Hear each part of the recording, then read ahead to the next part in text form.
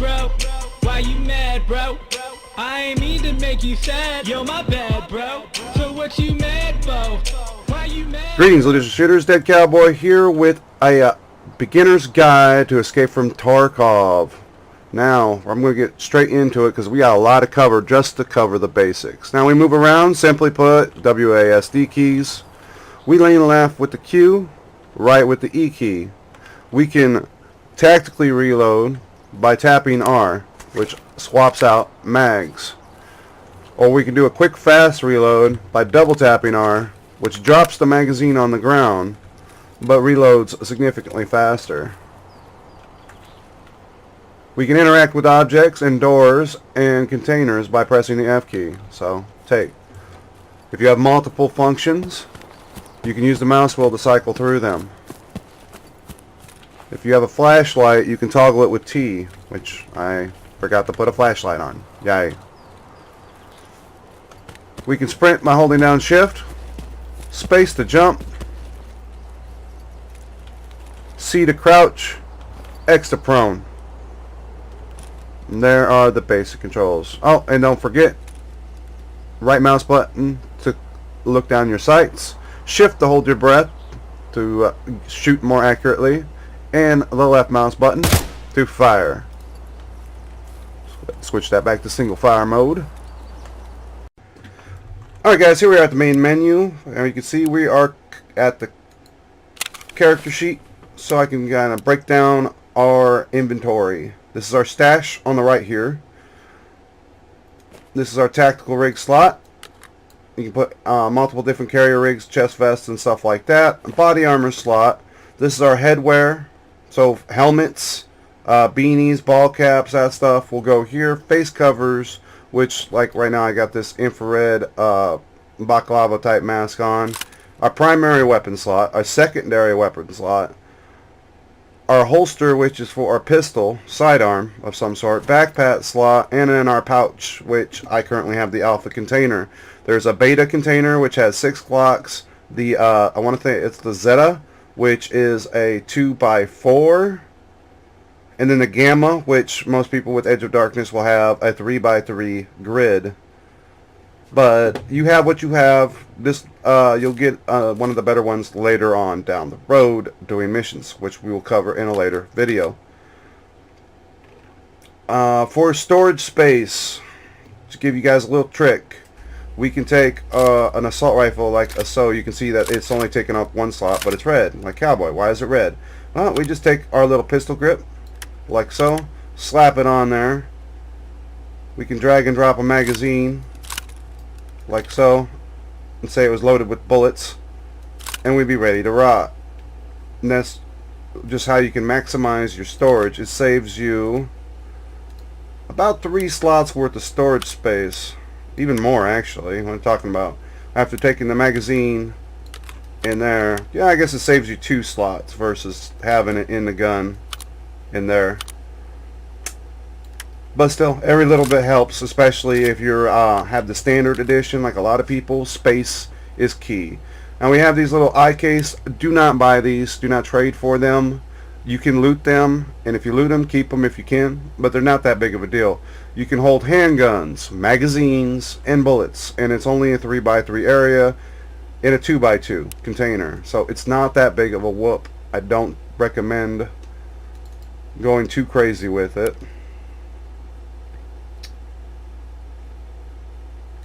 Also keep in mind that we can store backpacks in backpacks. Some backpacks are designed specifically to keep you from doing so, but if you got a nice pile of backpacks, or you can even loot like a bunch of scav backpacks, or you kill, say you get lucky and you find a bunch of dead geared guys and they each have a tri-zip, just go ahead and grab them up because they're expensive and hard to get your hands on, especially if you're new. We also have several different types of containers. Here's a few examples. We got the ammo case. It holds bullets. Shocker. The med case holds medicine. The eye case, which will hold, basically this is the only container that holds pretty much anything. You can put guns in here. You can see I got some body armor. I store my hats and my masks that I do for trading. And then they added this, the last patch, I want to say, this Lucky Scav junk box, Look at that. Holds all your junk. These are items for trade. Like HD drives are great because you get the MBS backpacks or the 60 round magazines for the AKs from Proper. Statues, bitcoins, tools for your trades for these tool sets, what you need for missions and also other trades. Just awesome. Oh, and it also holds dog tags. There you can see I got Jarko and Mad Panda's dog tags stored safe and sound in there. Now to go back to meds real quick, this is really important. We'll click our health. Let's say you get shot and you'll get bleed effect. In the top right corner, right up here somewhere, there'll be like a little blood icon. That means you're bleeding. Now there's a few ways to stop bleeding, but the number one way is to use a bandage. There's two different types of bandages right now. The basic, and then you have the military. Not a big deal. I recommend buying the basics if you have to buy them, and just loot these military ones if you want the fast fit. But then also you'll be left with some health, some damage. If you didn't get blacked out, you can heal that damage with an AI2. There's also car kits. Do I have any in my... Oh, yep, right there. There's a car kit. And Celawa. And IFAX. The important thing to note about these three items right here, that not only will they recover your health bar if you're not blacked out, but they will also stop bleed effect. But you'll have to use it twice because the first thing it'll do is stop the bleed. And then the second thing, it'll start regenning health. So remember that. Let's see here. Last but certainly not least, in the med slots, we have painkillers, which, let's say our leg gets shot and it goes, our health bar and our leg goes all the way, nothing black. We cannot recover. We're stuck with a limp. You cannot heal this out in the field yet. So in that case, we want to either take a painkiller, which will make our limp go away, along with our guys complaining, because if you get a blacked out stomach, your thirst is going to drain really fast. So if you ever get a black stomach, try to extract as fast as possible. But otherwise, your legs are going to affect your ability to move. Your head and arms will affect your ability to shoot accurately. So if you have these blacked out, yes, you can have a blacked out head. Don't ask me how it works. It's happened to me about 3 or 4 times. And your chest, guy will be, if it gets blacked out, you'll be moaning in pain. Same thing with the stomach. You'll be moaning in pain and agony. But also with the stomach, your thirst will go down. And if your thirst reaches 0, you'll start slowly dying. And by slowly, I mean pretty fast. The only real difference between painkillers and morphine is the time, which is painkillers last about 4 minutes of relief, whereas the morphine gives you double, about 8. And then the final status effect you may get up in this top right corner next to one of these limbs is generally a broken leg. It doesn't happen from gunshot wounds all that much. I've heard people saying that they got a broken leg and nothing happened. They didn't jump off nothing. But usually, if you jump off a balcony or something high, you break your legs. And the only way to recover that is with a grizzly, which is a big-ass medical item. It's a 2x2 slot item. Or a splint. I don't have any... Oh, I got a splint right here. So there you go. You just simply right-click. You'd use... Bam. Done. I'm not going to go over stats this video, anything like that. We'll cover all the advanced stuff in a later video. This is just for the basics. And I think for here, guys, I recommend learning one map at a time. If you want to get a true feel for Tarkov, I recommend starting on customs. It's a good smaller map without things being too crazy. You'll get a solid amount of PvP, scav action, and access to some general loot. However, if you find yourself dying a lot on customs, it's too hard for you, then either woods, which is going to be less loot, but you're going to get a lot of action from scavs. There'll still be PvP on every map, but it'll be a little thinner on woods or shoreline. Now, the only reason why I don't jump directly to shoreline from customs is that shorelines, depending on your rig, if you have a more minimalist type PC that's not running the game great, shoreline's going to be the map that's going to give you the most problems.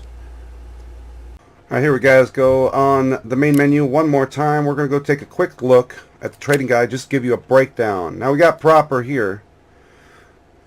And he's probably one of my favorite traders. He's got a lot of good parts. But for level 1, you guys are going to be coming here either to buy an AK-7 for you or get the trade if you can loot the 2 Black Rocks. Scavs have these all the time. Get these BlackRock rigs. Drop your scav vest if you have one, or if you don't have one, just grab these up because it's a free, fully auto AK. It is stripped down, but all you really need to do to make this work for you is put a magazine in it, and it'll fire without the dust cover and all that stuff. And you get the dust cover later on level, like right here. I think at level 1, yeah. He's got it right here if you want that dust cover. Therapist, we're going to buy meds from her.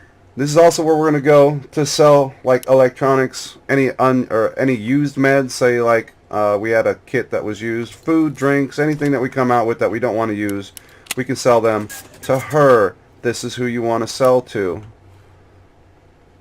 It is also important, let's go over to Skier next. This is going to be another useful gun and parts guy for Russian weapons. Great, great, great. Lots of cool stuff. As you can see, I got him up to level 2 already. He sells the OP SKS. This is going to be one of your probably more commonly used rifles as you get up here.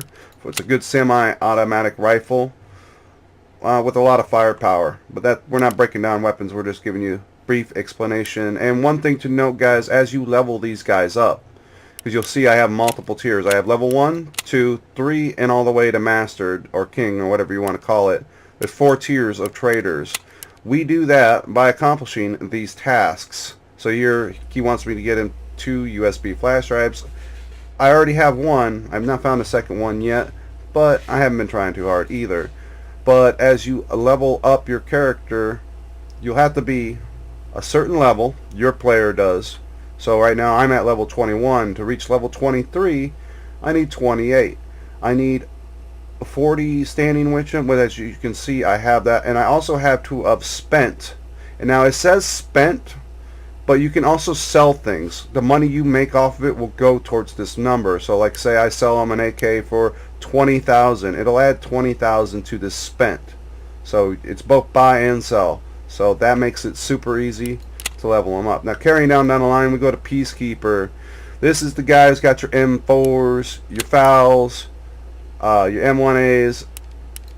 See, at level 1 we got MP5s, the American made pistol. He also has this really nice MBS trade for an HD drive, or you can also strip down the chamber for an from an MR shotgun to give you an ABS if you want a bigger rig. Some more inventory space in raids helps a lot, especially if you're pulling fully automatic assault rifle or something where you're going to want extra spare mags, along with making sure you got that empty slot for your meds or reloading, that kind of stuff.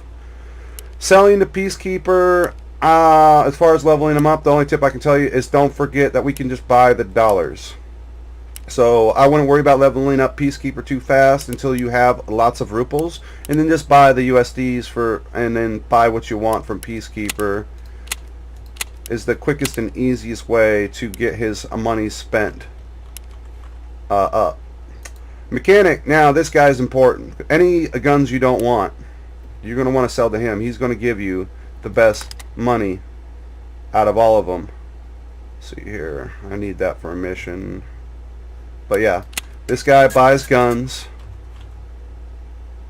He also has some more elaborate stuff. I don't generally buy from him, but he does have some cool things. Like here, if you get a roller, you can get yourself a tricked out PP-19. That's an important thing to note about him. All his guns. If you manage to save up 4 Bitcoins, though I would recommend saving them for at least 1 to 2 gun boxes to save space. But if you got 4 Bitcoins, you don't have a problem finding Bitcoins, go ahead and grab this. This is a great trade. It seems like a lot for an M4A1, but this is the thermal scope. That sells for almost 1,000,000 ruples. I think a little over 1,000,000 ruples right there, that thermal scope. So you could just take that, make more money than those 4 Bitcoins would be worth, sell it, and then you got yourself a tricked out M4. Same thing with this AKM. If you're more of a AKM Russian style shooter, you don't like the M4s like me, boom, there you go. You can get this, strip that scope off, you've got a decked out frickin' AKM, easy peasy. We also have, this is probably my favorite trade. I've got a couple friends that love this thing. Comes with the Bravo scope. It's an SMG. That's just the MPX that's fully tricked out. For some reason we're getting this visual bug, and this is actually happening from time to time in the actual game itself. I'm not sure what went wrong. This is new. But for 5 DVD players and 2 UV lamps, DVD players are like in the PC towers all over the place. It's easy to get these. These are cheap. And the UV lamps we can find in the electronic stores and also quite common in the filing cabinets. They're not super rare. And last but certainly not least, we have a Ragman. Now, this guy has a body armor trade for 5 masks. These are the same masks that the scabs are wearing all the time. The 2 level 1 dog tag for an MBS. I mean, if you get level 1s, but otherwise the dog tags are generally worth more money than that trade is. 2 chocolate bars for an army bag, but this army bag is kind of funky. I don't generally like these, but I mean, if you're looking for a cheap bag, otherwise you can get the little sling. Not really worth it. The turtle shell for 2 bleach. Otherwise, this is where you can buy your scab vests. He also sells a Colt pack at level 1. This is a helmet. You do not really need to buy this. I'd just buy yourself a hat to cover your bald head. I strongly recommend you do that all the time, every time. But this does not provide a lot of protection. It might save you from some buckshot or some low ball pistol runners, but there's not a lot of people in this stage of the game rocking pistols.